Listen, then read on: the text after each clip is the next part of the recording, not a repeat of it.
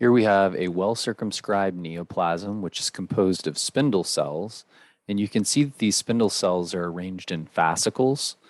Some of them are kind of long and intersecting, and you'll find these areas where they're kind of palisading and trying to line up in a little bit of a row with each other. And then there's kind of a pink, white, a little bit acellular space, or just kind of a wider pink space, and then they start to palisade again.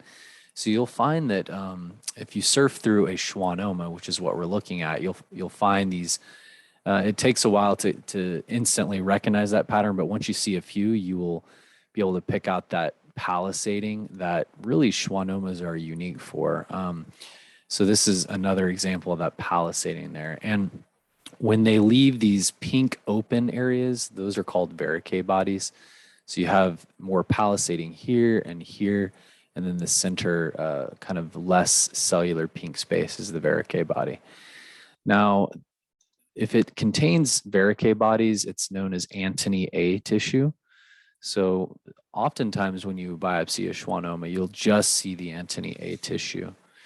But if you capture more of the schwannoma, you'll find this kind of loose myxoid tissue here, where it's mostly kind of this whitish, almost vacuolar pattern, some loose myxoid stroma. It's not as cellular, and this is the Antoni B tissue that you hear about. So right here in this little view, you can see to the right the Antoni A tissue and to the left the Antoni B tissue. So oftentimes schwannomas will have a little capsule on the outside as well. If you stain that for EMA, it should highlight the capsule cells out on the periphery of the schwannoma. And so oftentimes these are encapsulated. So this is just a nice example of a schwannoma. Now you can see some schwannomas that are very vascular appearing as well, so don't let that throw you. If you do see the Verricae bodies, then the best answer is going to be a schwannoma. And I won't get into it in this video, but some other videos we will show some examples of some hybrid schwannomas with perineuriomas.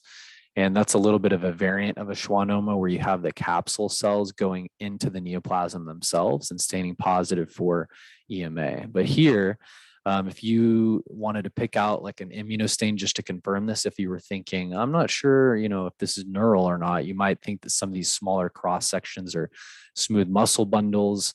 Just to confirm, you can do a SOX10, and you can see that the neoplastic cells here are very nicely positive for SOX10.